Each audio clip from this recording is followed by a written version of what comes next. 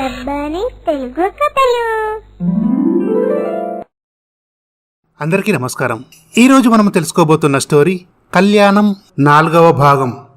అక్కయ్య, నేను ఎన్ని రోజులు ఈ నాటకం ఆడాలి? మాకు కొన్ని అప్పులున్నాయి. మేము కూడా జీవితంలో స్థిరపడాలనుకుంటున్నాము. రేపు నువ్వు అతనితో వెళ్తావు కదా, మేము నిన్ను ఫాలో అవుతూ ఉంటాము. వాళ్ళ ఇంట్లో నాన్నమ్మ, వాళ్ళ అమ్మా నాన్న ఉంటారు. చాలా జాగ్రత్తగా ప్రవర్తించు. ఎవరికి ఎటువంటి అనుమానం రాకూడదు. అలాగే అక్కయ్య. ఇలా ప్రసాద్ శ్యామలను తీసుకుని తన ఇంటికి వెళ్తాడు.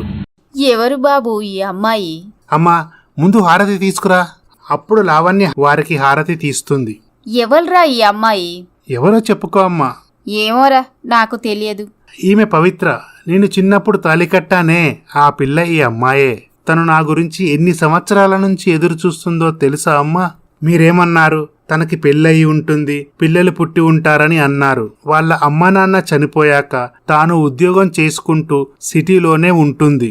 అప్పుడు నేను తనను వెతుక్కుంటూ అక్కడికి వెళ్ళాను. సరే బాబు, జరిగిందేదో జరిగిపోయింది.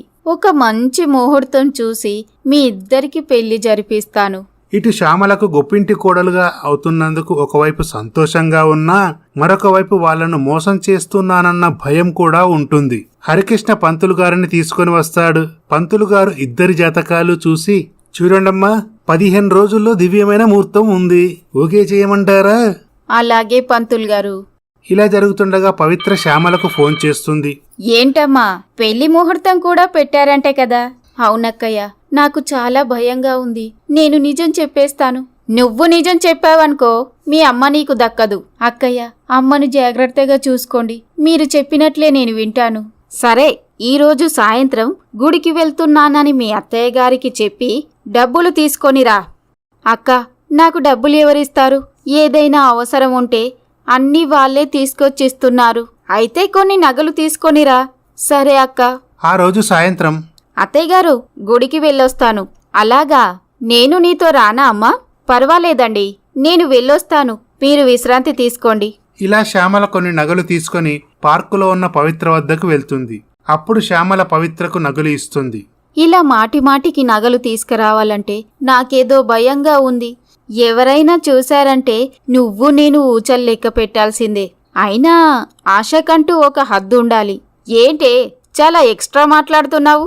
మీ అమ్మ నా దగ్గర ఉన్నదన్న సంగతి మర్చిపోయావా? అది కాదక్కయ్యా, ఇంకా ఎన్ని రోజులిలా? ఈ కథకు ఎలా ముగింపివ్వాలో నాకు తెలుసు. ఇక నువ్వు వెళ్ళు, ఎవరైనా చూస్తే బాగుండదు. ప్రసాద్ శ్యామల పెళ్లి జరుగుతుంది. ఇలా జరుగుతుండగా, చూడు బాబు, నీకు పట్టణంలో డబుల్ బెడ్రూమ్ ప్లాట్ తీసుకున్నాను. కొద్ది రోజులు మీరిద్దరూ అక్కడే ఉండండి. అదేంటత్తయ్యా, అందరం కలిసుంటేనే బాగుంటుంది కదా. అది కాదమ్మా, మీక కొత్తగా పెళ్ళయింది. ఒకరినొకరు అర్థం చేసుకోవడానికి కొంచెం సమయం పడుతుంది. అందుకే మీరిద్దరూ ఒకచోట ఉన్నారనుకో, మీ మధ్య బంధం మరింత దృఢపడుతుంది. శ్యామల ప్రసాద్ పట్టణానికి వెళ్తారు. ఇలా జరుగుతుండగా ఒకరోజు ప్రసాద్ తన కంపెనీకి వెళ్తాడు. అప్పుడు పవిత్ర శ్యామల ఇంటికి వస్తుంది. పవిత్రను చూసి ఆశ్చర్యపోతుంది. శ్యామల, డబ్బుల గురించి ఏం ఆలోచిస్తున్నావు? డబ్బులేంటక్కయ్యా? చూడు శ్యామల, ఇక నేను నిన్ను విసిగించదలుచుకోలేదు. మొత్తం ఒక 5 కోట్ల రూపాయల వరకు నాకు ముట్ట చెప్పావనుకో, మళ్ళీ నీ జీవితంలోకి రాను. అది కాదక్క, అన్ని డబ్బులు నేనెక్కడ్నుంచి తీసుకురావాలి? ఒకవేళ నేను అడిగినా నీకెందుకు అని అడిగితే నేనేం సమాధానం చెప్పాలి? నాకేం కావాలన్నా వాళ్లే సమకూరుస్తున్నారు కదా. అవన్నీ నాకు తెలియదు. ఇంతకీ బీరువాలో నుంచి క్యాష్ తీసుకొస్తావా లేదా? అప్పుడు శ్యామల 20 లక్షల రూపాయలు తీసుకొని వచ్చి పవిత్రకి ఇస్తుంది. ఆ డబ్బులు తీసుకుని పవిత్ర అక్కడ నుండి వెళ్తుంది. శ్యామల ఇలా అనుకుంటుంది, సాయంత్రం తను డబ్బుల గురించి అడిగితే ఏం చెప్పాలి? ఇంకా ఎన్ని రోజులు ఈ అబద్ధపు జీవితం? ఇలా ఆ రోజు సాయంత్రం, పవిత్ర, బీరువా నుంచి డబ్బులు తీసావా? అది పర్వాలేదు, చెప్పు పవిత్ర. ఏమండి, నేనొక నక్లెస్ కొనుక్కున్నానండి. అంతేనా? దానికి అంత కంగారు పడతావేంటి? అప్పుడు శ్యామల ఊపిరి పీల్చుకుంటుంది. ఇలా 4 రోజులు గడిచాక పవిత్ర శ్యామల ఇంటికి వస్తుంది. అక్కయ్య, అమ్మ ఎలా ఉంది? మీ అమ్మ బ్రతికే ఉందిలే. ఇదిగో ఈ బాటిల్ తీసుకో. ఏంటది? విషం. అప్పుడు శ్యామల ఆశ్చర్యపోతుంది. ఇది చాలా పవర్ఫుల్ పాయిజన్. ఎవరికక్కా? నాకా? నీకెందుకిస్తాను? ఈ రాత్రికి ప్రసాద్ తినే భోజనంలో ఈ విషం కలిపేశాయి. నేను ఆలోచించా. 5 కోట్లతోనో 10 కోట్లతోనో ఈ సమస్య పరిష్కారం అవదు. వాళ్ళకి ఉన్నది ఒక్కడే ఒక్క వారసుడు. నాకు కావాల్సింది డబ్బు. ఇక నువ్వా నీ జీవితంలో చూడలేని సుఖ సంతోషాలు అనుభవించావు. నీ చేత ఏమిచ్చినా వాడు తీసుకుంటాడు. దీన్ని భోజనంలో కలిపి ఇవ్వు. తెల్లవారేసరికల్లా వాడు చనిపోతాడు. ఆ తర్వాత కొన్ని రోజులకు ముసల్ది వాళ్ళ కొడుకు కోడలు దిగుల్తో చనిపోతారు. అప్పుడు ఆస్తంతా నీ పేరు మీదికొస్తుంది. మనం చెరో సగం పంచుకుందాం. ఆ తర్వాత మీ అమ్మను తీసుకొని నీకు నచ్చిన వాడిని పెళ్లి చేసుకొని ఎక్కడికైనా వెళ్ళి హాయిగా జీవించు.